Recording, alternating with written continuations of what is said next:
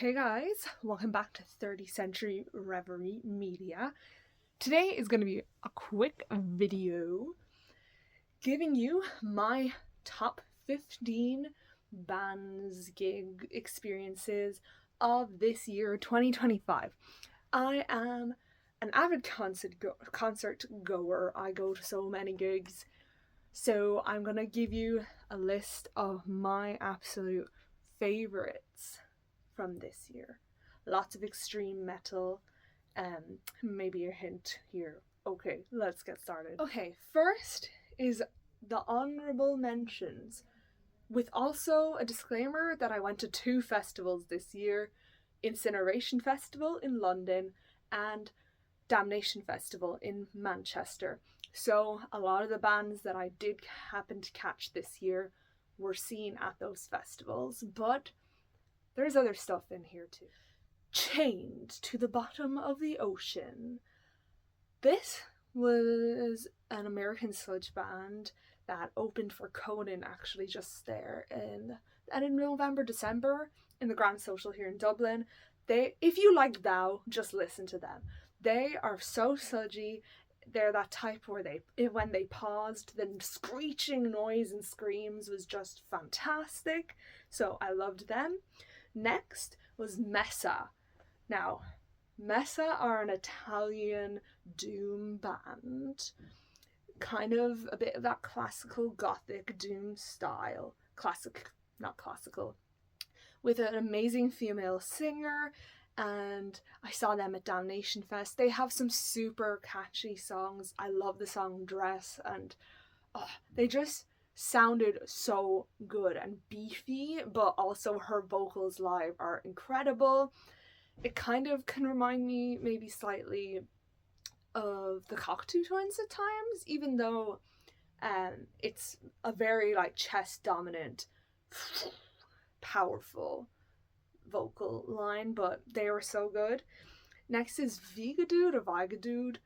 I saw them at Damnation Festival. They played 3 full albums, so they were on stage for ages. I only dipped in and out a little bit. It was my second time seeing them, and they were amazing. They just play so tightly, and they have a really harsh, in-your-face, angular, atmospheric type of black metal. Next, again, this is where we start getting into a bit of a muddy territory where these could just be on the list, but for whatever reason I didn't put them on the list, like the top 15. So Cryptopsy, freaking Cryptopsy, one of my absolute favorite death metal bands. Saw them at Incineration Fest. I think the reason I feel like I'm putting them lower is that just getting around the different venues in Incineration Festival was a little bit difficult and a bit crowded and squished, so I didn't enjoy it as much as I might have, but they played perfectly. Brutal death metal live is one of my favorite things in the world, so that was excellent. Next, I actually saw a Blood Incantation twice. Once at Incineration Fest in the Roundhouse in London, by the way. So that was actually incredible. I think I was just a bit tired at that point. They're progressive kind of death metal. Their latest album is honestly Pink Floyd meets old school death metal revival, and I think their new album live is just sounding amazing. I saw them then later in the year in Dublin, as a headliner in the Academy, and that was way better. Wow, amazing. And Orasi Pazuzu actually opened for them, which was also amazing, with their psychedelic Finnish black metal. But I didn't really put them on the list because I don't know. At number 15, I have Blade. I love Blade, okay? He's a cloud rap OG, SoundCloud sound from, Glue ever since from 2014, 16. Yes, it's very, very auto-tuned, but I think just because his music is really comforting to me. His early works were really innovative, And his music offers a lot of comfort to me, and it's just really cozy, and I really enjoy listening to it. So even though live he was not particularly impressive, you know, super highly auto-tuned rap, the atmosphere was incredible. Everybody knew all the words, and I loved that. And I just had a blast there. And, you know, seeing someone whose music I've listened to honestly way too much was a great time, even though I feel like it wasn't the best live experience. I just had an amazing night, so I wanted to put it in the top 15. This is a band I was lucky enough, again, like Blood Incantation, to capture twice this year, and that is Primordial. Again, like I said in my book video, I'm Irish. You can hear it in my voice. I saw them here in October, I want to say. And yeah, that was an absolute blast. Like, we all love Primordial here. They're one of the most popular Irish metal bands. So the whole scene here, at least the people I know, like, we all love them. It's great. We can sing along. And Alan, the frontman, has an amazing vocal presence and stage presence. They're firmly within the black metal realm, but if you like epic doom or that kind of atmospheric, plodding long songs, just give them a listen if you haven't already. Number 13, Lamp of Murmur. So this is a UK black metal act that first came on my radar like 5 years ago, maybe, when I saw their demo and kind of getting really popular on Bandcamp. Black metal is like my favorite genre, so I'm always on the lookout to see black metal bands live.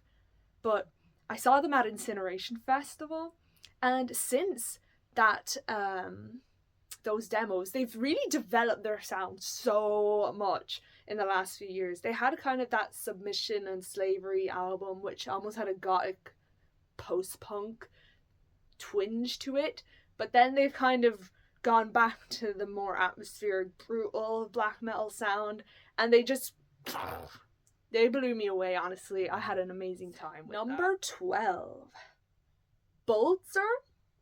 I can't remember where these guys are from off the top of my head, but they actually opened for Primordial, so like in Ireland, so that was an amazing gig. So this is a duo sticking within the black metal realm, a drummer and a guy who does vocals and guitar. I think he has like a 7 or 8 string guitar, so it adequately makes up for the lack of bass in the sound. And these guys were like, I'd heard of them before, but it wasn't until after seeing them that I went back and listened to some of their albums, and they have a real like triumphant, unique black metal sound. He often uses some clean vocals in kind of a rah, rah, chanting way, and there's lots of screams, and the drums are very so that was really good. Number 11, returning to Incineration Festival, I saw Celtic Frost. They were the headliner. It was like Triptychon as Celtic Frost. If you're into black metal, doom metal, or even just metal at all, you probably know who Celtic Frost is. So it was an absolute treat to see like such iconic songs that influence so many artists being played live, especially when they busted out a couple of those songs from Monotheist, which is my and many other people's favorite Celtic Frost album, because it's just so damn heavy. I'm going to struggle saying this name, but it's Cacontancy. I will write it up here. This is a Swiss technical brutal death metal band that I saw open for Pyrexia here in Ireland, in Lost Lane in Dublin. Oh my god, I've absolutely loved them. I didn't know them before seeing them. And, you know, I love stuff like Wormed and Defeated Sanity, Gorguts, just anything that's really technical, but also has a real focus on brutality. So like Cryptopsy. I'm not the biggest on like pure tech death metal, but if it has that real brutal edge, I'm so here for it, and they absolutely nailed it. And I was chatting to the fellas outside afterwards, and they were so nice, so big yes to that. 9. We are going to Damnation Fest again. Hidden Mothers. This was kind of a post-hardcore band with a little bit of black metal, post-metal coming in, so it was very atmospheric. Had those real emotive post-hardcore kind of screamo emo type vocals, and the atmosphere and emotion was absolutely incredible. I did not know the band beforehand, but they actually ended up being one of my highlights of Damnation Fest and of the whole year. 8. Again, a band I didn't know until I saw them live, then I checked them out. Wallowing. This is a band from the UK, and they opened for Dope Throne, actually, here in Dublin, and oh my god, again, just like Chained to the Bottom of the Ocean, except even more noisy. They dressed up in bee suits, actually, on stage. One of the guys controlled the harsh noise that was coming through their sludge metal. It was just so doomy and heavy, and the sound just really just reverberated everywhere, and it was excellent. If you like, say, Primitive Man, try it out. Wallowing. 7. Whoa, we're sticking with Damnation Fest. It's Pig Destroyer. I got this t-shirt at Damnation Fest in like 2022, playing, was it Prowler in the Yard, maybe, in full at Damnation Fest. But I saw them again this year, and since they were doing not an album specific set list, it was even better, and the mosh pits were so intense, and we were very much squished together, which is why I might put it a little bit lower than one of the other mosh pits that's higher up on the list. But again, this is like a classic grindcore band. If you haven't listened, listen to Terrifier and your life might change. I don't know. I absolutely love Pig Destroyer though. They absolutely nailed it, so no complaints from me. Afski/Afsky, a Danish black metal band that I saw at Damnation Fest. They play quite a strict type of black metal, like second wave sound, nothing too innovative or special about their sound exactly, but if you like, say, like Vayu, that just harsh, traditional, melodic, intense black metal, you'll probably really like them. And live, I just felt like the melodies were just incredible, and it just lifted everything up. And I really need to get back into their music, because I listened to their album from like 5 years ago or something, like when it came out, and I loved it. Absolute favorites of the whole year. So check them out. Is the brutal death metal and just generally death metal classic band from New York, Suffocation. I saw Suffocation in Manchester. I flew over specifically to see them, and it was the most fun night ever. We were just stomping around, going crazy. They play so well. Nothing more to add except it was just peak amazing. Let me just get this down. I went to Sweden to see my favorite band, Opeth, for the 4th time. Yeah, so I got to see them in Stockholm, on their home turf. Again, if you're like, how do you see so many bands? This is the main thing I spend my money on, guys, okay? I'm an adult, even though I look kind of young, but yeah. Yes, I got the signed CD of The Last Will and Testament. So I saw them in Frankfurt last year because I was living in Germany at the time, and the crowd there was way better than in Stockholm. Like, everybody was dancing and singing and just being in awe at Opeth. But when I saw them in Stockholm, the crowd felt very dead, so maybe it's just a cultural difference, but that's kind of the only reason that they're not number one, because Opeth themselves were perfect. They're my favorite band. The thing I am probably most obsessed with is Opeth. 3. is Anal Nathrak. One of the best bands ever. Blackened grindcore with some, in their later stuff, some melodic kind of heavy metal vocals and like industrial stuff in their very latest stuff too.